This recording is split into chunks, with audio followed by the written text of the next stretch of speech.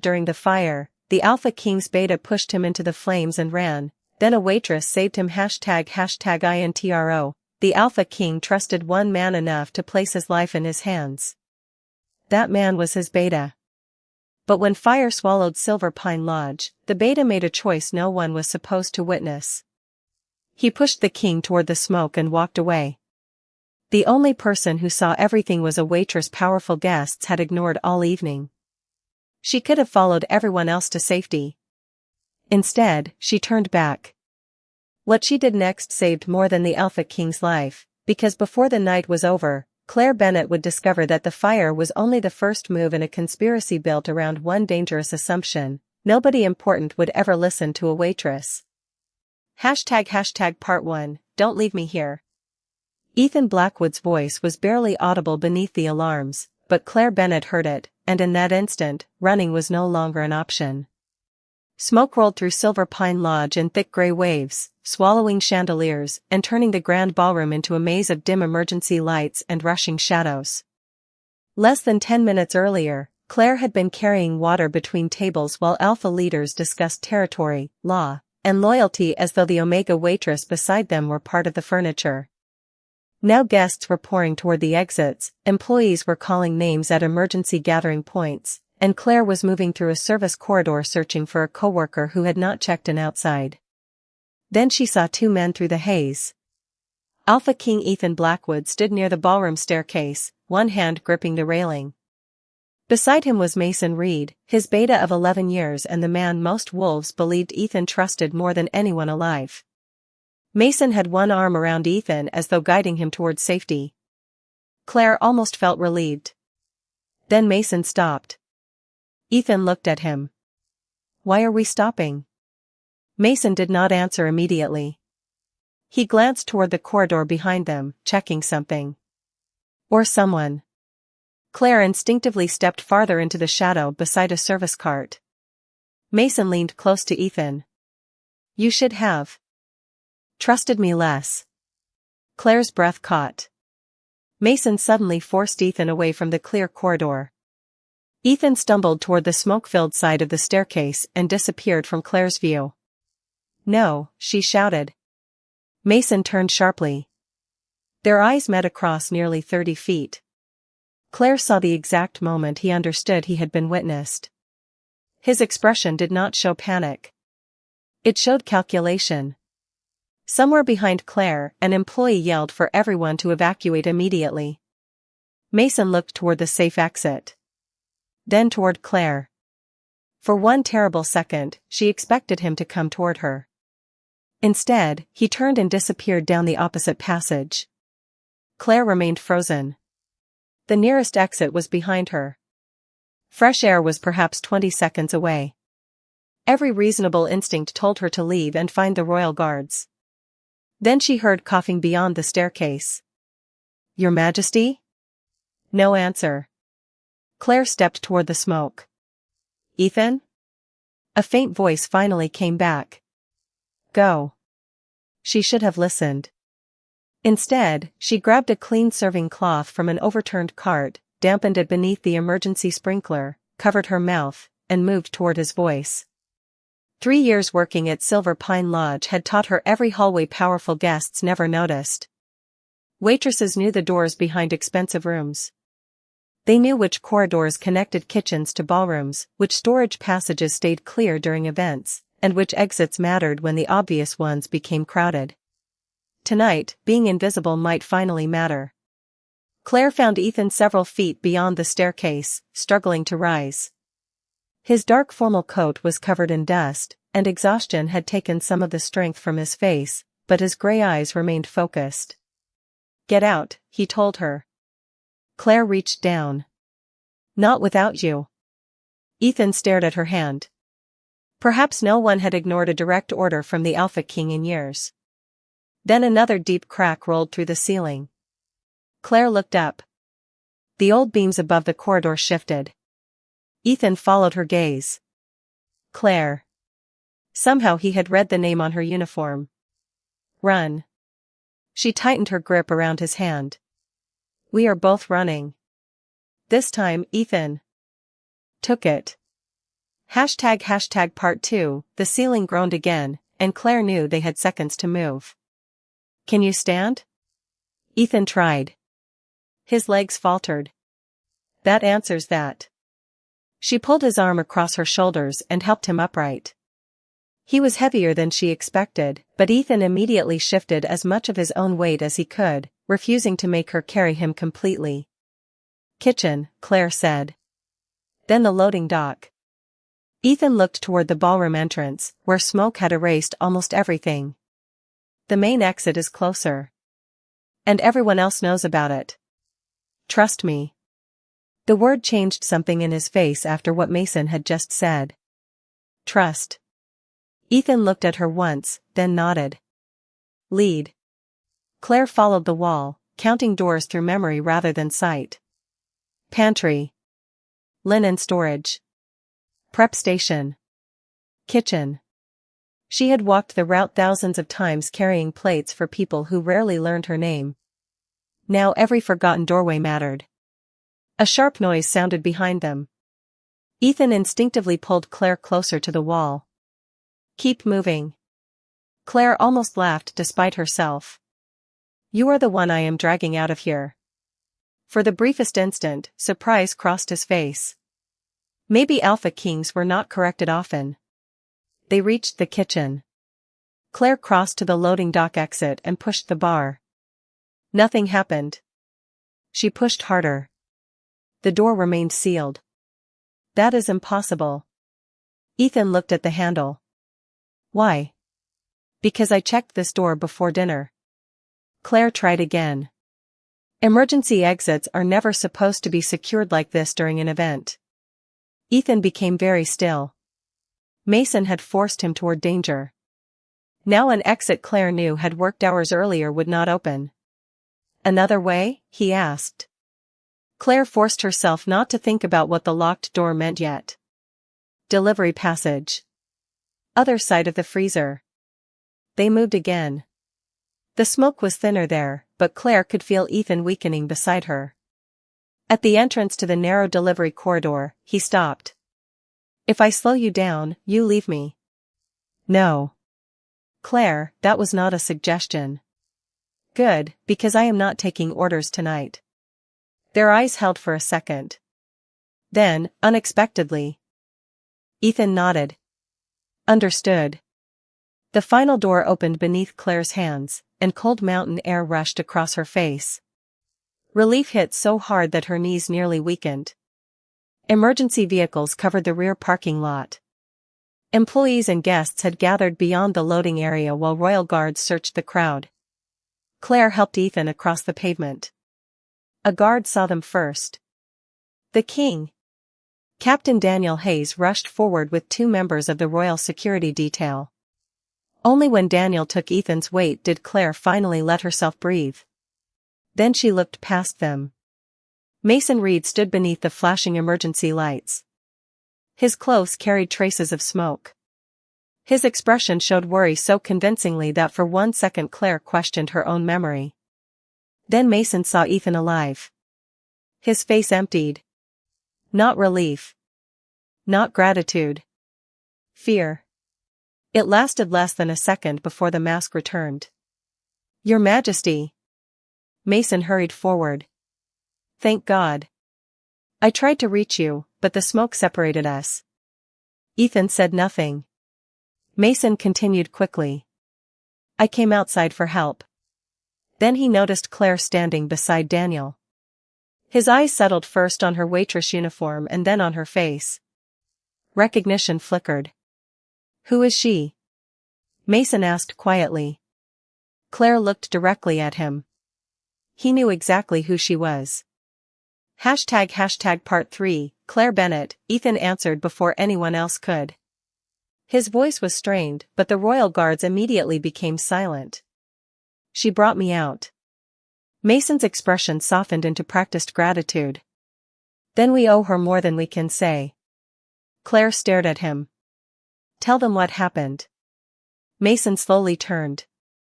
I already did. Not outside. At the staircase. Captain Daniel Hayes looked between them. Mason gave a patient breath. Miss Bennet, we were inside a burning building. Visibility was poor. Everyone was frightened. Claire knew the tactic immediately. He did not need to call her a liar. He only needed everyone else to believe she could have been mistaken. You stopped beside him, Claire said. You said something. Then you pushed him away from the clear corridor. Mason's expression remained calm. And you believe you saw this through heavy smoke? I know what I saw. Of course you believe that. The lodge manager stepped toward Claire. Perhaps you should sit down. You have been through a serious shock. Claire knew that voice. Gentle. Concerned. Dismissive. The voice people used when someone without status had said enough. 2 paramedics began guiding Ethan toward an ambulance. He looked back at Claire, but fatigue was clearly catching up with him. Mason turned toward Daniel. Whatever Miss Bennet believes she witnessed should be investigated properly. Then he added, almost casually, especially considering the fire appears to have begun near the East Service Wing. Claire's stomach tightened. Her service wing. 20 minutes later, she sat beneath a blanket inside the temporary emergency command area while an investigator asked about her work assignment. Claire answered honestly. Ballroom service. East Service corridor. Kitchen access. Then the investigator looked down at a tablet. Miss Bennet, your employee credential was used at the East Service door tonight. Of course. I worked there. At 7:43. Claire frowned. I was in the ballroom at 7:43. Are you certain? Yes. The investigator showed her the access record. Claire Bennet. East Service door. 7:43 p.m. Her pulse quickened. Someone else used my credential. Across the parking lot, Mason stood among senior guards speaking quietly with absolute confidence. Claire looked down at the badge still clipped to her uniform. I never gave this to anyone. Another security officer approached. We checked the camera covering the east corridor. Claire stood immediately. Then you can see who used the door. The officer hesitated. No. The camera stopped recording before the alarm. How long before? 17 minutes. Claire slowly looked toward Mason. Her badge had apparently been used in a corridor she had not entered. The camera that could prove who had used it had stopped recording. The fire had begun near the same area. Whoever planned tonight had not merely expected Ethan to die. They had expected someone to answer for it afterward. And Claire suddenly understood who that person was supposed to be. If you were standing where Claire stood, with the King's Beta trusted by everyone and your own name appearing in the evidence, would you keep speaking or decide that silence was safer? Claire made her choice before the investigator asked another question. Find the ballroom service records, she said.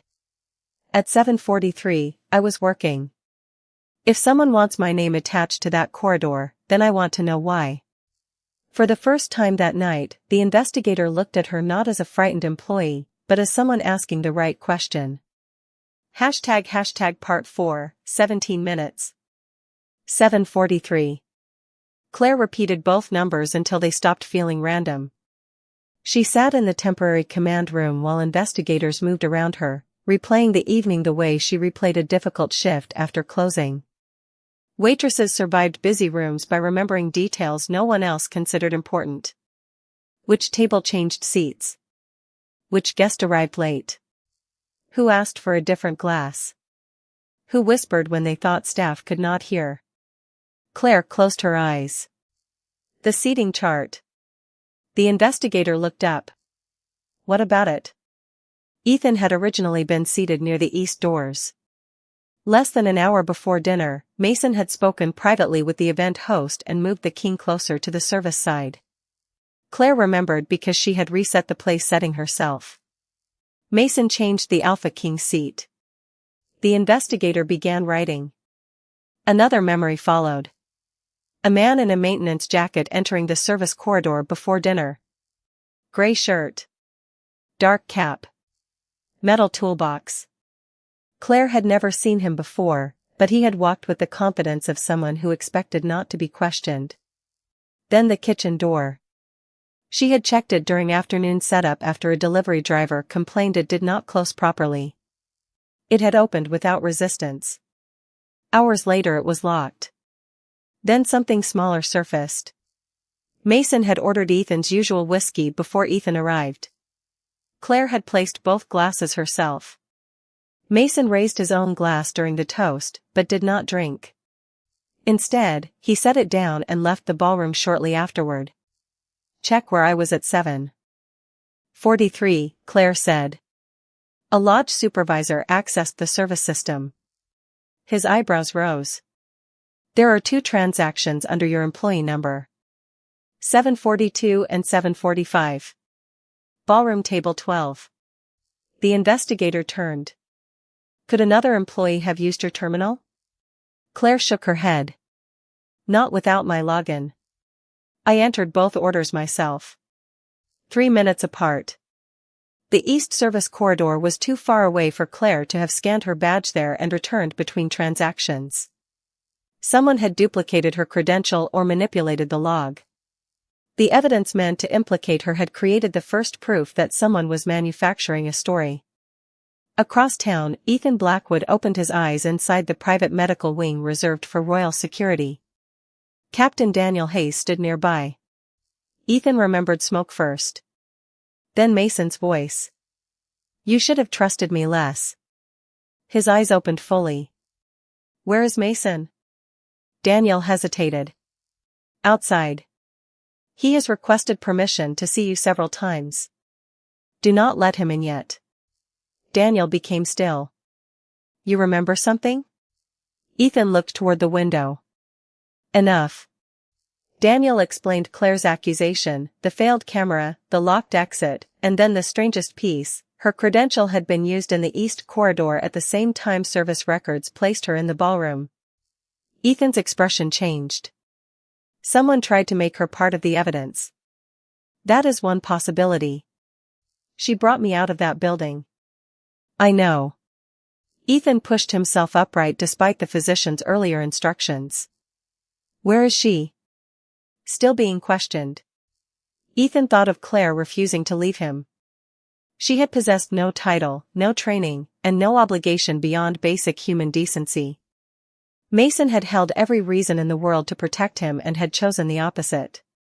Move her somewhere secure, Ethan said. Quietly. Daniel nodded. And Mason? Ethan looked toward the closed door. 11 years of loyalty could not be erased by instinct alone. He needed proof strong enough that no one could rewrite what happened later. Let him think I am still confused. Daniel understood. Ethan's gaze hardened. Then bring Claire Bennett to me. I want to hear what everyone else was too important to notice. Part 5. Claire arrived at Ethan's medical suite shortly after 2 in the morning, still wearing her smoke-stained uniform. Captain Hayes opened the door, and she stopped. Mason Reed was standing near the window. He looked almost relaxed. Ethan sat upright against the pillows, pale from exhaustion but fully alert. Miss Bennett, Mason said. I understand you have remembered quite a lot. Claire looked at Daniel. Why is he here? Ethan answered. Because I wanted to see his face while you spoke. Mason turned toward him. Ethan. Listen. Claire stepped inside. Mason folded his hands behind his back. You told investigators that you saw me deliberately abandon the king. I saw more than that. Mason smiled faintly. Through smoke. During an emergency. While terrified. Yes. And now your own credential appears near the area where the fire began. Claire felt the trap in his words. My credential appears there. I do not. Mason's smile faded. Ethan looked at her. Explain. Claire told him about the ballroom transactions 3 minutes apart, the seating change, the maintenance worker, the locked emergency exit, the missing camera footage, and Mason leaving the ballroom after the toast. She did not exaggerate. She did not guess. Ethan noticed. Waitresses notice everything, Claire said. People just forget we are standing there. Mason gave a quiet laugh. Convenient. Claire turned toward him. So was the camera failing 17 minutes before someone used my badge? His fingers tightened behind his back. Ethan saw it. Tell me about the staircase, Ethan said. Claire looked at him. Mason was helping you. Then he stopped. Mason shifted. Claire continued. You asked what he was doing. He leaned close to you. Ethan's voice lowered. What did he say? You should have trusted me less. Silence filled the room. Ethan closed his eyes. The memory returned without smoke or confusion. Mason's voice beside his ear. The betrayal in those words. When Ethan opened his eyes again, they were cold. I remember. Mason stared at him. You were barely conscious. I remember your voice. After 11 years, you are choosing the word of a waitress over mine? Ethan's expression hardened. I am choosing evidence over rank. Mason took a step forward. Daniel shifted immediately. Ethan raised one hand. Leave us, Mason. You cannot be serious. Now. For several seconds, Mason did not move. Then he walked toward the door. As he passed Claire, he looked at her without the polite mask he had worn outside. She saw what lay underneath it now. Not anger. Calculation. The door closed. Claire turned to Ethan. Why did you let him walk away? Because if he planned this alone, we can arrest him tomorrow. If he did not, arresting him tonight warns everyone connected to him. Claire understood. You want him comfortable. I want him careless. Ethan studied her. Daniel is moving you to a protected floor. Claire stiffened. I do not want to become a prisoner because I told the truth. You will not. His voice softened. Protection does not mean surrendering your choices.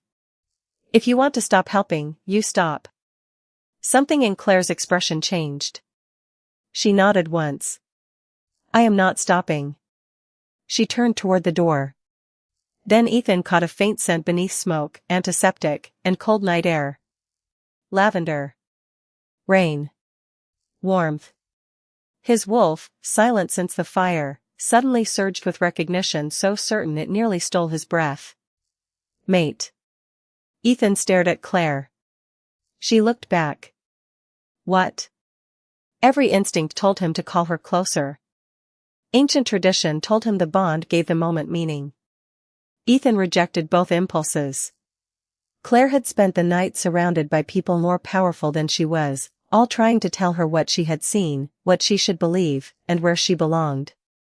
He would not add destiny to that list. Nothing, Ethan said quietly. Claire left with Daniel. Only after the door closed did Ethan allow himself to whisper the truth. Not nothing. Part 6. Claire had been on the secured guest floor less than 3 hours when someone knocked on her door. Room service. She frowned. Captain Hayes had told her every delivery would be confirmed by the guard first. More importantly, Claire knew what room service sounded like. Wheels. Dishes. A greeting. A name confirmation. Outside the door there was only silence. Who ordered it? She asked. No answer. Then the handle moved once. Claire stepped back immediately. Guard. Footsteps approached from the hall. By the time Daniel opened the door under security supervision, whoever had been outside was gone. A paper coffee cup sat on the carpet with Claire's name written across it. Claire stared at it. That is not mine. Ethan arrived minutes later despite medical instructions to rest. Are you hurt? No. Claire pointed toward the sealed cup. But someone knew which room I was in. Daniel's expression tightened. Very few people had received the location. That meant the conspiracy reached either the medical complex or royal security. Ethan's wolf demanded he move Claire somewhere no one could reach her. Instead, he looked at her. "What do you want to do?" The question surprised her. Not an order. A question. "Stay," Claire said. "And find out who knew." Ethan nodded. Daniel opened a folder. "We have something else.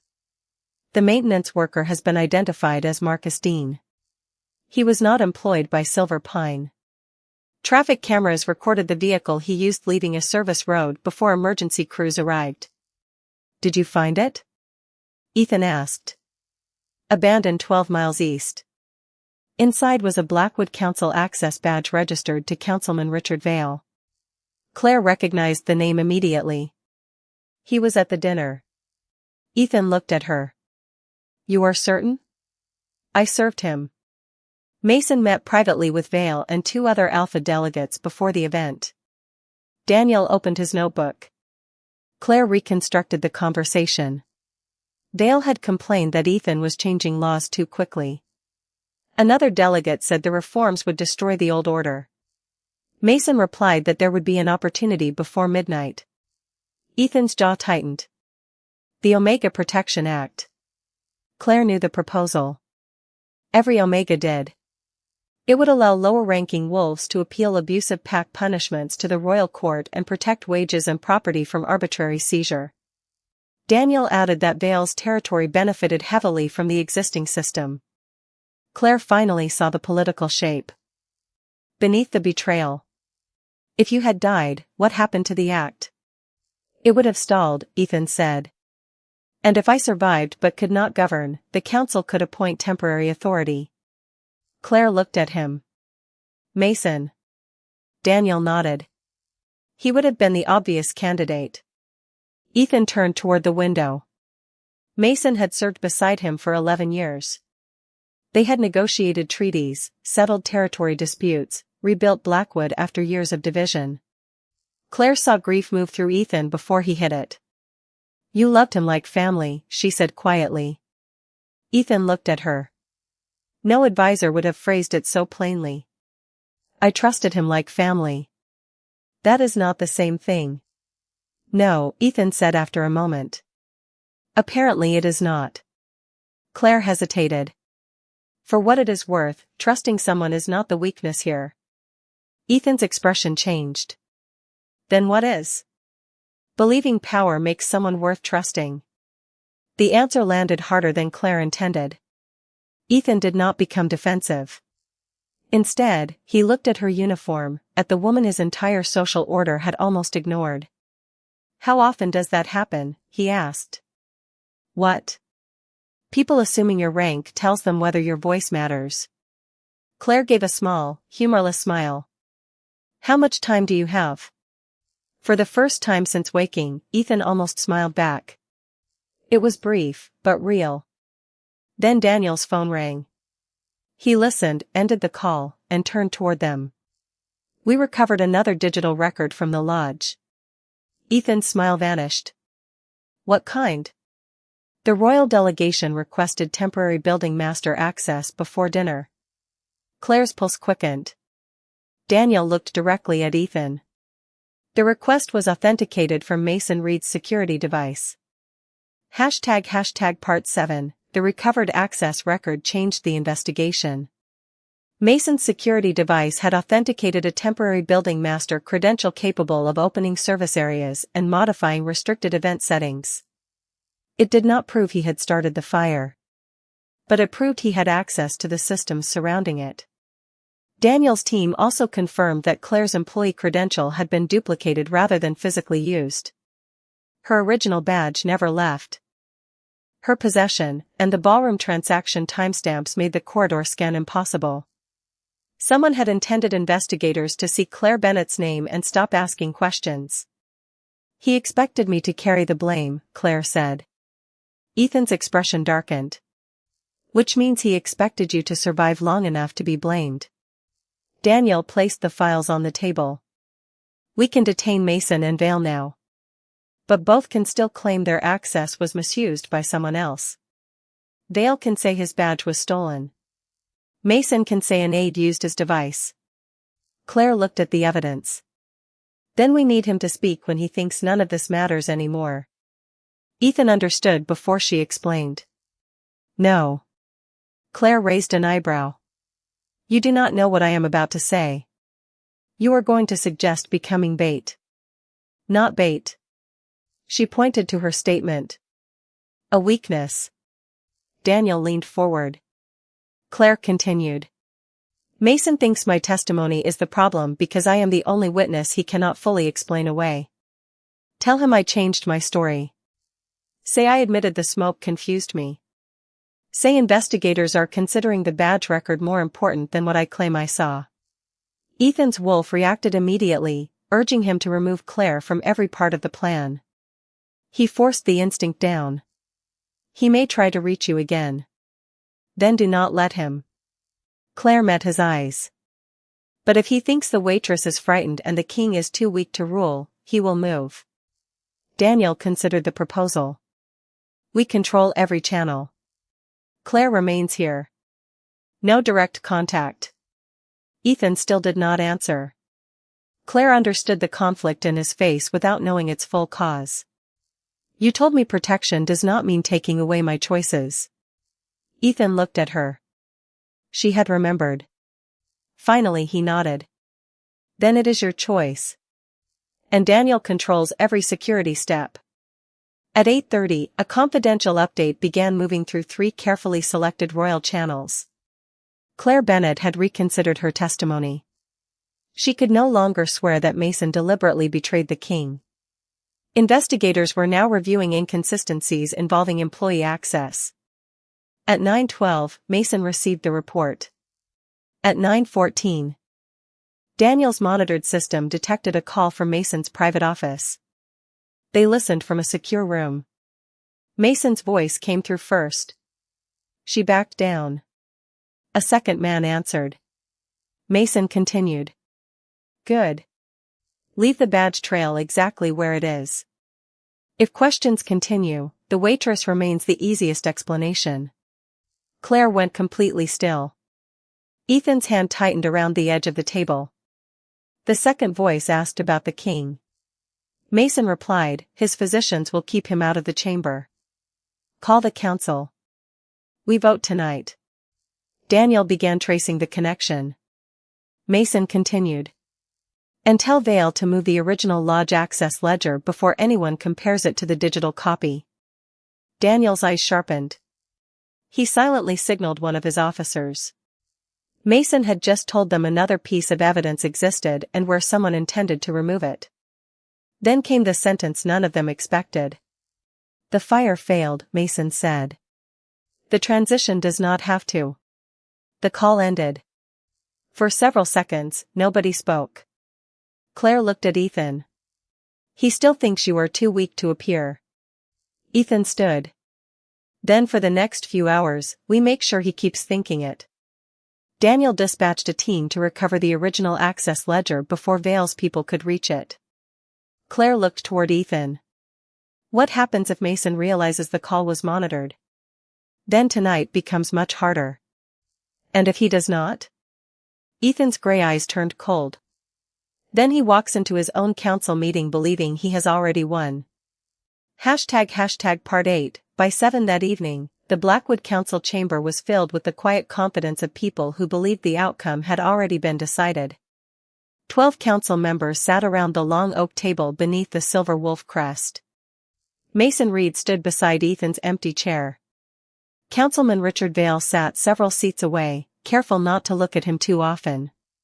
His Majesty remains under medical supervision, Mason announced. The territory cannot operate without leadership during a crisis. One council member frowned. You are requesting temporary authority? Mason lowered his eyes with practiced reluctance. Only until Ethan is medically cleared. Vale spoke next. Then we should vote tonight. The chamber doors opened. Every voice stopped. Ethan Blackwood walked inside wearing a dark royal coat.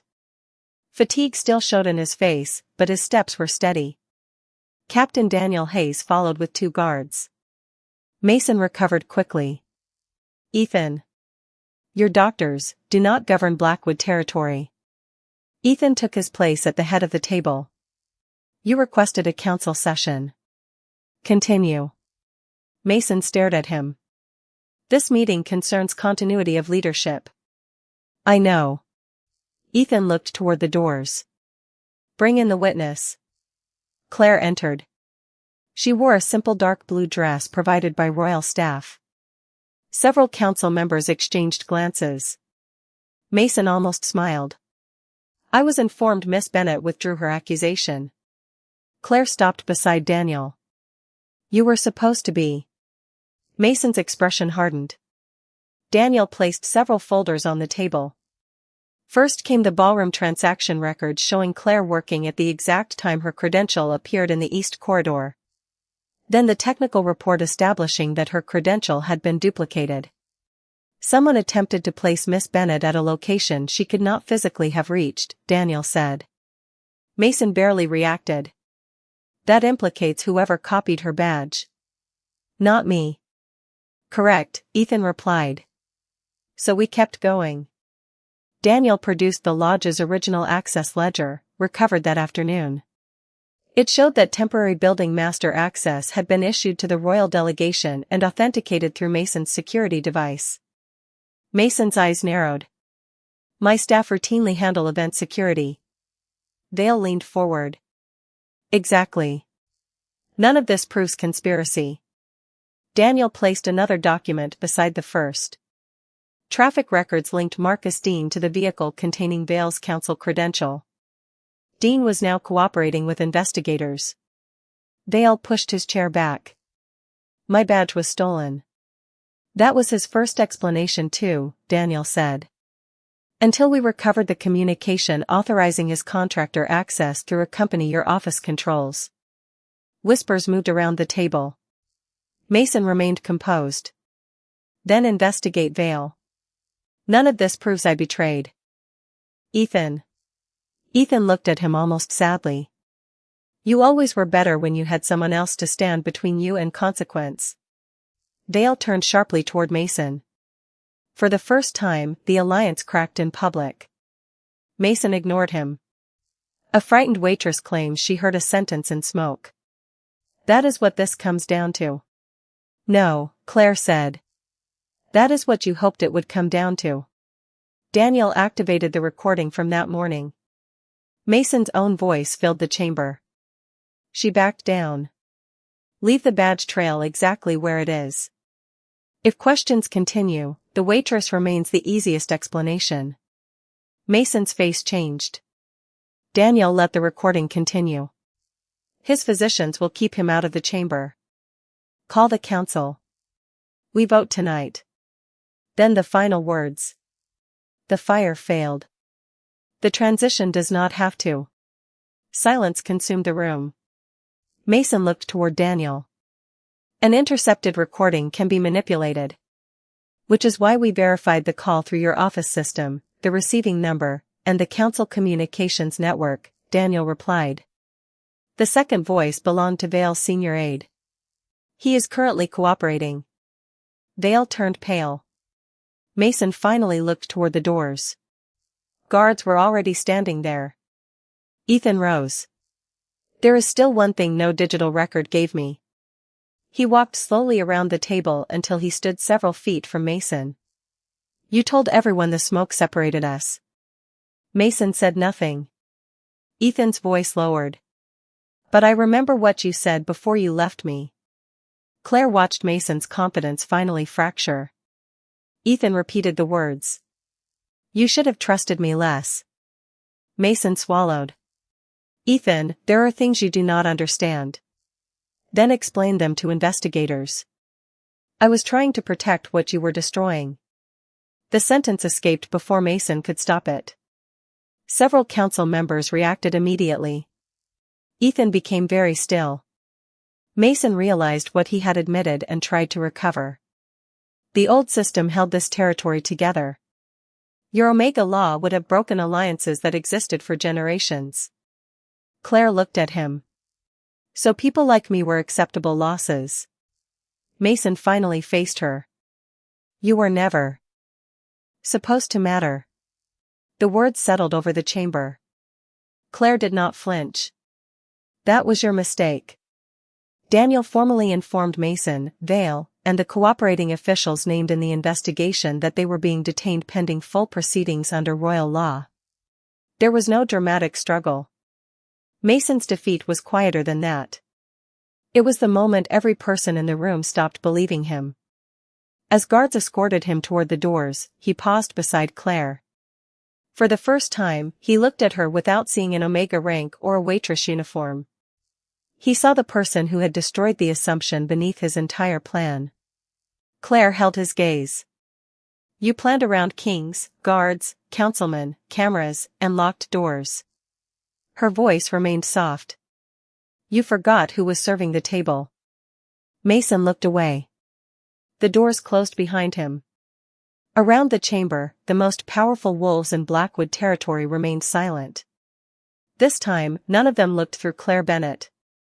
Part 9, 3 months later, Claire Bennett returned to Silver Pine Lodge through the same entrance she had once used for employee shifts. The ballroom had been restored. The smoke-darkened walls were gone. Every emergency exit had been independently inspected, and the lodge had replaced the entire access system. But Claire could still remember exactly where she had stood carrying water while powerful wolves talked around her as if she did not exist. Tonight, people noticed when she entered. Some greeted her by name. Others stepped aside. Claire found the attention strange. She had not become more valuable in 3 months. The world had simply been forced to recognize what had always been there. The investigation into Silver Pine had reached far beyond Mason Reed and Richard Vale. Officials who knowingly participated in the conspiracy had been removed from authority. Marcus Dean's cooperation helped investigators reconstruct the preparation at the lodge, while communications records exposed the political network behind the attempted transfer of power. Mason and Vale now faced formal proceedings under Blackwood law, and Ethan had refused every request to bury the scandal for the sake of royal reputation. 6 weeks after the fire, the Omega Protection Act passed. Not weakened. Strengthened. Lower-ranking wolves could now appeal abusive pact decisions directly to the royal court. Their wages and property could not be taken simply because of rank. Retaliation against witnesses received separate legal protection after Claire's experience became part of the council debate. Ethan had told the chamber that no kingdom deserved to call itself strong if its stability depended on people being too powerless to speak. Claire had watched the vote from the back row. Ethan had found her in the crowd anyway. Silver Pine offered Claire a management position during the reopening, citing her years of experience and the way she had handled the emergency. Ethan made certain the decision remained hers. He did not hire her into the palace. He did not turn her rescue into a debt. Over the following months, they saw each other more often than Claire expected. Sometimes because investigators needed her testimony. Sometimes because Ethan asked her opinion on the implementation of the new protections. And sometimes, eventually, because neither of them had an official reason left and Ethan still found reasons to ask whether she wanted coffee. He never commanded her presence. Claire noticed that more than anything. Tonight, Ethan stood beneath the restored silver wolf crest, speaking with council members. His injuries had healed. When their eyes met across the ballroom, the strange warmth Claire had felt around him for months returned. Ethan excused himself and crossed the room. You are making everyone stare, Claire said. They were already staring. That is because the Alpha King just abandoned 3 council members to walk toward the former waitress. Current manager. Claire smiled. Better. Ethan stopped in front of her. Something in his expression made her own smile fade. He looked almost nervous, which she had not believed possible 3 months earlier. There is something I should have told you a long time ago. Claire raised an eyebrow. That usually means trouble. Not this time. Ethan paused. The morning after the fire, when you walked out of my medical room, my wolf recognized you. Claire became still. She knew enough about alpha bonds to understand. Mate? Ethan nodded. Surprise crossed her face. Then confusion. You knew for 3 months? Yes. Why did you say nothing? Ethan looked toward the ballroom around them, filled with people whose titles had once allowed them to decide whether Claire deserved to be heard. Because you had just saved my life. You were under investigation. Your safety depended on royal security. I was the Alpha King. If I had told you destiny had chosen us while you were surrounded by my authority, how free would you really have felt to tell me no? Claire did not answer immediately. Ethan continued. My wolf recognizing you tells me something about what I feel. It does not give me ownership of you. It does not decide what you owe me. Emotion tightened Claire's throat. And if I had chosen someone else? Ethan's answer came without hesitation. Then I would have respected your choice. Claire studied him. The most powerful alpha in the territory had discovered an ancient bond connecting them, and his first response had not been possession. It had been restraint. Ethan extended one hand. So I am not claiming you tonight, Claire Bennett. His expression softened. I am asking you something much smaller. Claire looked at his open hand. 3 months earlier, she had taken that hand because a man surrounded by smoke needed someone to refuse to leave him. Tonight there was no danger. No gratitude to repay. No conspiracy. No royal command. Only a decision that belonged completely to her. May I have this dance? Ethan asked. Claire let him wait one extra second just because she could. Then she placed her hand in his. Yes. Ethan smiled. Not the controlled smile of a king speaking before a council. A real one. He led her toward the center of the ballroom, walking beside her rather than ahead. Around them stood some of the most powerful wolves in Blackwood territory. Claire barely noticed. Once, everyone in this room had failed to see the waitress. Mason had built an entire conspiracy on the belief that a woman like her would never matter. He had been wrong about the fire, wrong about Ethan, and most of all, wrong about Claire. Destiny had not made her worthy. Saving a king had not made her worthy. Becoming his mate did not make her worthy. She had always been worthy. And beneath the restored lights of Silver Pine Lodge, Claire Bennett chose the man who had finally understood that loving someone meant leaving room for them to choose you back.